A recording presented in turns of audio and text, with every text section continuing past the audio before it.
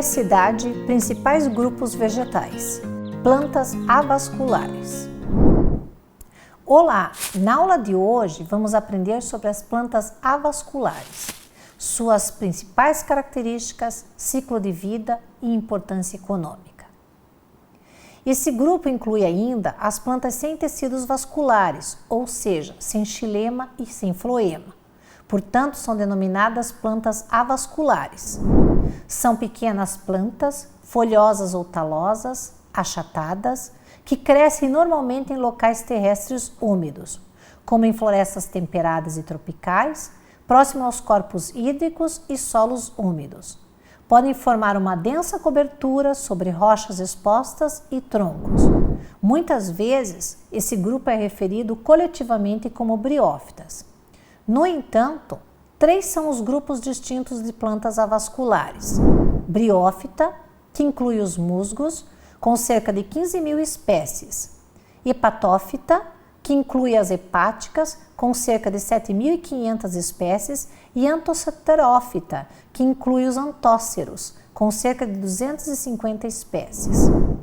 As plantas avasculares, que surgiram primeiro, são muito parecidas com as atuais. Elas possuem estruturas que desempenham funções semelhantes às raízes, caules e folhas, porém não são verdadeiros, sendo chamadas de rizoides, cauloides e filóides, respectivamente. As plantas avasculares crescem em ambientes terrestres úmidos e armazenam grandes quantidades de carbono. Devido à grande quantidade de carbono armazenada, a biomassa dessas plantas forma os depósitos de turfa ou turfeiras, após lenta decomposição anaeróbia associada à ação da água, por exemplo, as espécies de esfagno.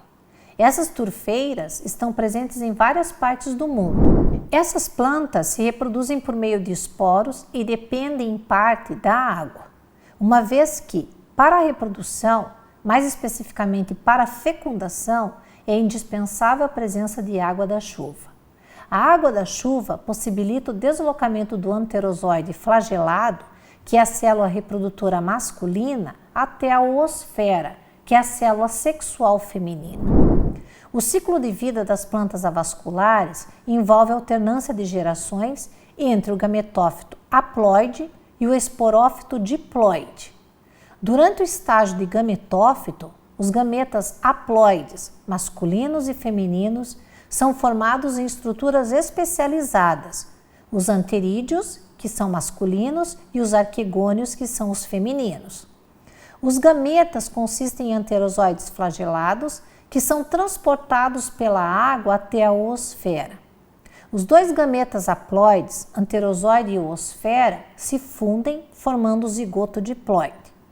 O zigoto cresce dentro do arquegônio e se tornará em um esporófito diploide. Os esporófitos maduros permanecem conectados ao gametófito e produzem esporos haploides por meio de meiose, dentro do esporângio. Esses esporos são dispersos e, sob condições ambientais favoráveis, tornam-se novos gametófitos. Agora, nós vamos observar a estrutura de uma planta avascular típica, uma planta que cresce normalmente em ambientes úmidos. Vocês se lembram que esse tipo de planta não apresenta raízes, nem caules e nem folhas verdadeiros, mas apresenta sim rizoides, cauloides e filóides, estruturas que desempenham as mesmas funções de raízes, caules e folhas verdadeiros. Vamos ver agora um exemplo. Eu trouxe aqui para vocês os musgos. Esses musgos pertencem então às briófitas, uma típica planta avascular.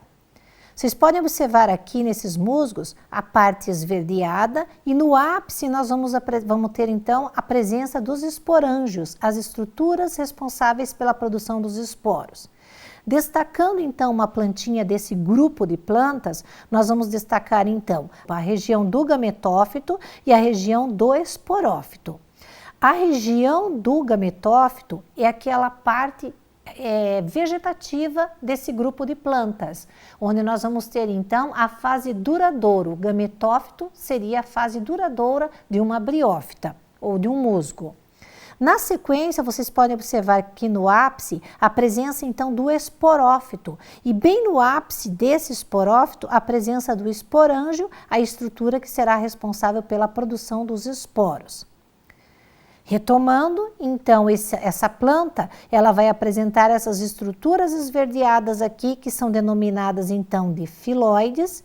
Esses filóides estão presos numa falsa estrutura parecida com o caule, denominado cauloide, e na base nós vamos ter a presença, então, daquelas estruturas semelhantes ou que se assemelham a raízes, os rizóides. Concluindo, vimos em nossa aula as principais características das plantas avasculares, grupo que é referido coletivamente como briófitas. Vimos ainda como ocorre a sua reprodução e como é o ciclo de vida dessas pequenas plantas. Apesar de pequenas, essas plantas armazenam grandes quantidades de carbono, formando os depósitos de turfa ou turfeiras. Desejo a todos ótimos estudos.